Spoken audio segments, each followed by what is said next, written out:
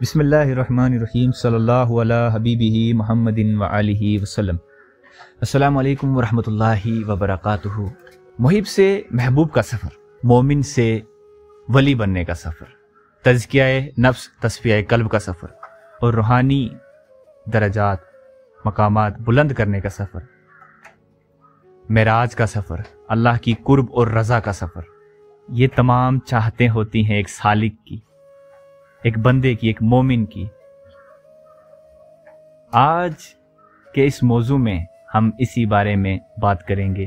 آخر ایسی کون سی چیزیں ہیں، ایسی کون سی صفاتیں ہیں اور ایسا کون سا عمل ہے جس پر ایک سالک عمل کرے تو اسے یہ تمام مقامات عطا کیے جاتے ہیں اور اللہ اسے اپنا ولی بنا لیتا ہے، کہ جن پر عمل کریں گے، جو اللہ کا حکم بھی ہے اور رسول اللہ صلی اللہ علیہ وسلم کا فرمان بھی ہے، کہ جن کی ایسی برکت ہے کہ ہمارا تزکیہ نفس بھی ہوگا، تصفیہ قلب بھی ہوگا، ہمارے اندر ایسی صفات پیدا ہوں گی کہ جن سے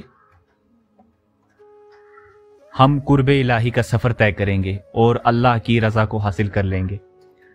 ہمارے روحانی درجات بلند ہوں گے، ہماری روح کے پردے اٹھا دیے جائیں گے، ہمارے قلب کے جالے ختم ہو جائیں گے، ہمارے لطائف روشنیوں سے پر نور ہو جائیں گے اور روح کو ایسی تازگی ملے گی، ایسا قرب ملے گا کہ جس کا کوئی خیال اور گمان بھی نہیں کر سکتا، اور یہی ہماری روح کی غذا بھی ہے۔ آج ہم نبی کریم صلی اللہ علیہ وسلم کے دو ایسے فرمانوں پر غور و فکر کرنے کی سعادت حاصل کریں گے کہ جن کے اندر تصوف کے تمام راز پوشیدہ ہیں۔ کسی نے بہت خوب بات کہی ہے کہ فرشتوں سے افضل ہے انسان بننا، مگر اس میں لگتی ہے محنت زیادہ۔ انشاءاللہ عز و جل آج کے اس موضوع میں تمام چیزیں واضح کرنے والا ہوں، صاف کرنے والا ہوں۔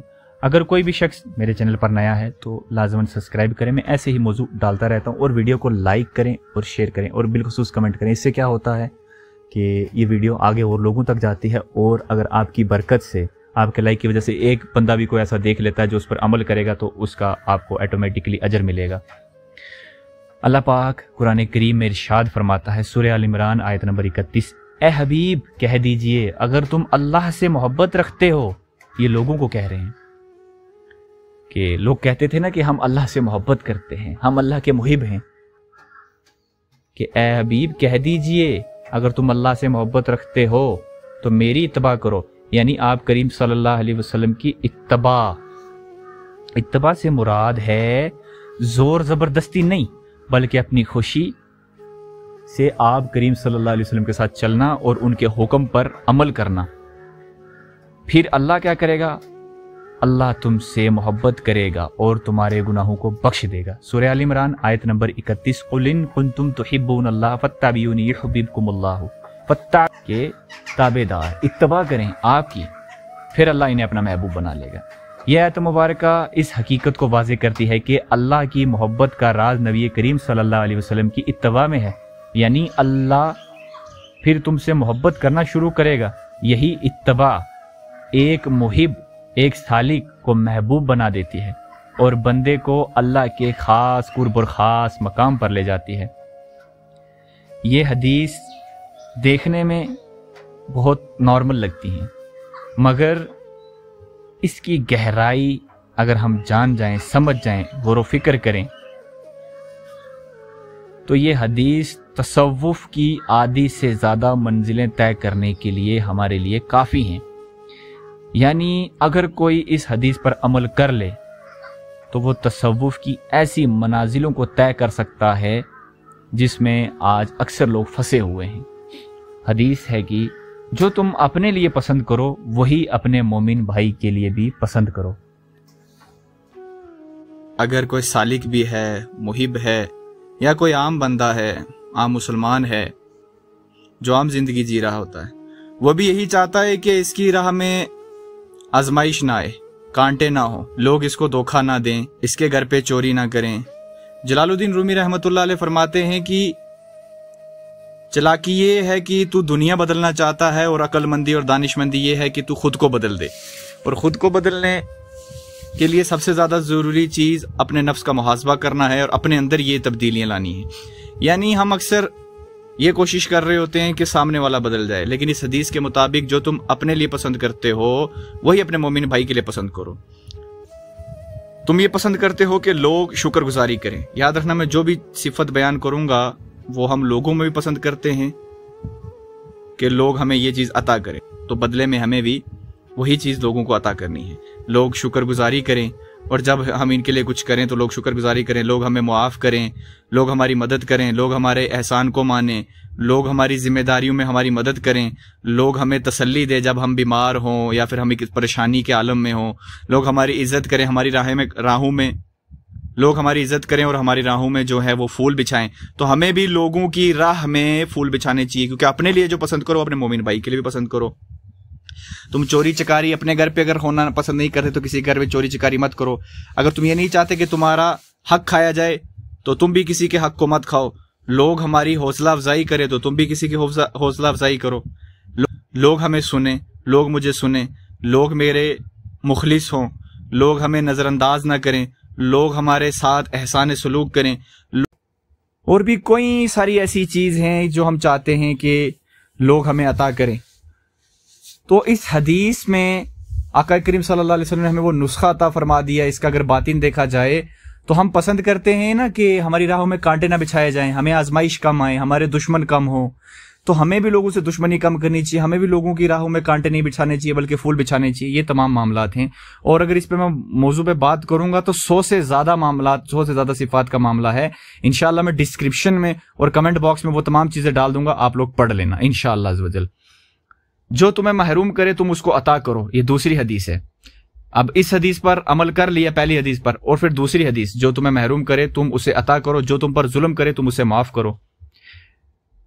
اس حدیث سے پہلے میں آپ کو قرآن کریم سورہ الفرقان آیت نمبر 20 میں آپ لوگوں کی بارگاہ میں پیش کرتا ہوں۔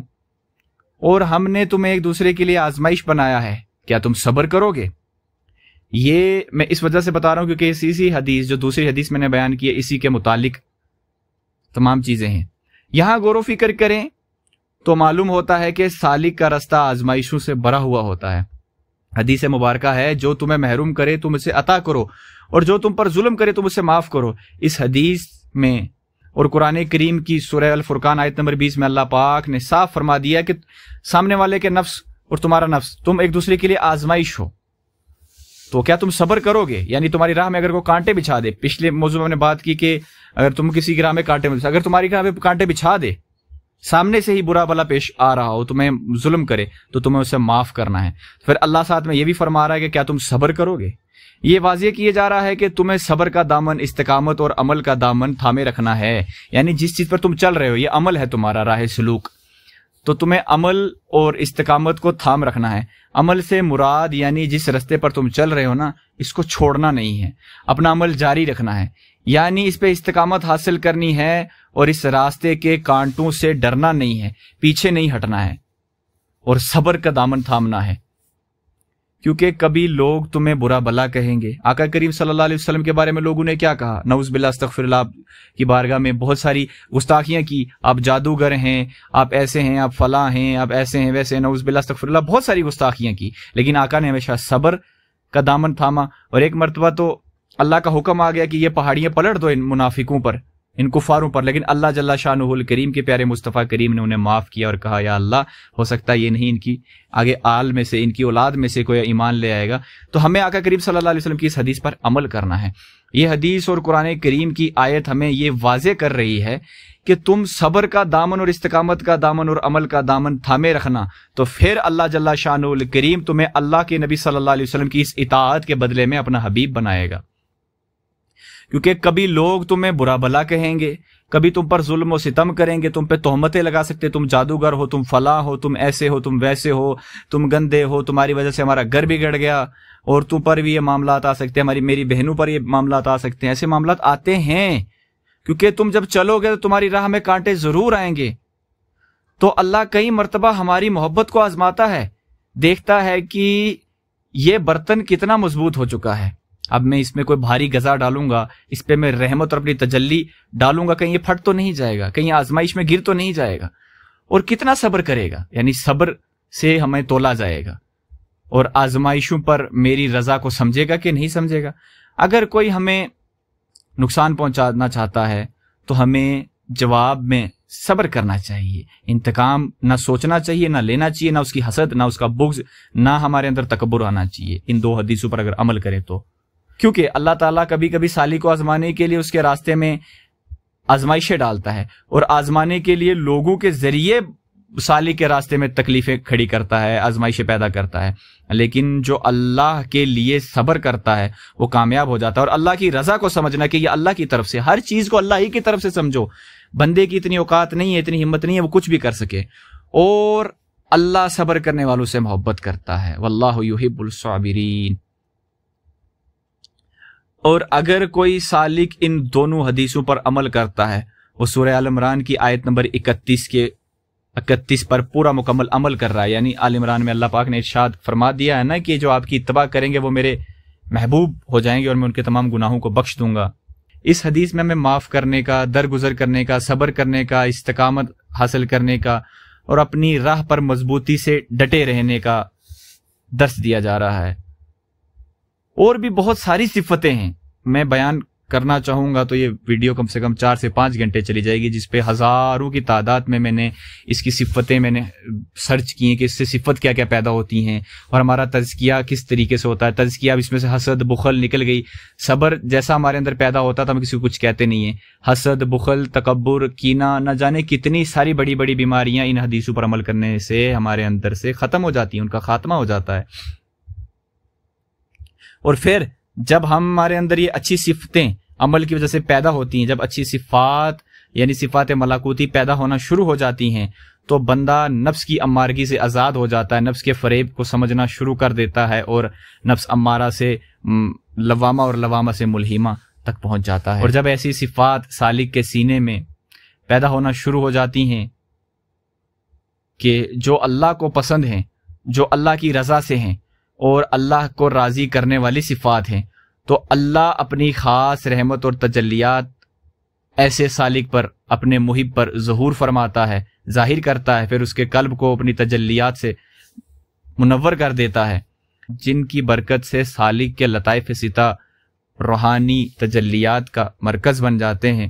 اور باطن میں اس کے لطائف میں جتنے بھی پردے ہوتے ہیں سب اٹھا دیے جاتے ہیں، جس میں پھر سالک کو طرح طرح کے معاملات نظر آتے ہیں. اسے مجاہدات کے ذریعے پھر اسے مشاہدات ہوتے ہیں جن میں علم لدنی، الہام، کشف اور یہ تمام معاملات سالک کو پھر نوازے جاتے ہیں کیونکہ اب اس کے پردے ہٹ چکے ہیں. اور پھر محب مقام محبوب تک پہنچ جاتا ہے کیونکہ جب اس کے سینے کے پردے اٹھا دیے جاتے ہیں تو اب وہ اللہ کے بہت سارے راز اور نیاز سے واقف ہو جاتا ہے. اور جب اللہ اپنے رازوں سے واقف کرتا ہے اور پھر اس پر اور بھی زیادہ کرم اور رحم فرماتا ہے اور پھر فرماتا ہے کہ میرے ولی کو نہ کسی کا خوف نہ کسی کا ڈر ہے، یعنی اب بندہ مقام ولایت تک پہنچ جاتا ہے. اور یہی صفات جب بندہ اپنے اندر پیدا کرتا ہے، یعنی سیرت محمد عربی صلی اللہ علیہ وسلم کو اپناتا ہے، سنتوں پر عمل کرتا ہے، پھر بندہ اللہ کا محبوب ہو جاتا ہے، اللہ کا ولی ہو جاتا ہے. اللہ پاک اہل سنت سے زیادہ عمل کرنے کی توفیق عطا فرمائے. اس موضوع کے جتنی بھی صفات پیدا ہونے والی ہیں اور جتنے معاملات ہیں دونوں حدیثوں کی میں ڈسکرپشن میں یا کمنٹ باکس میں دونوں میں ڈالوں گا، اب پڑھ لیجئے گا تاکہ آپ کے علم میں اضافہ ہو. جزاک اللہ.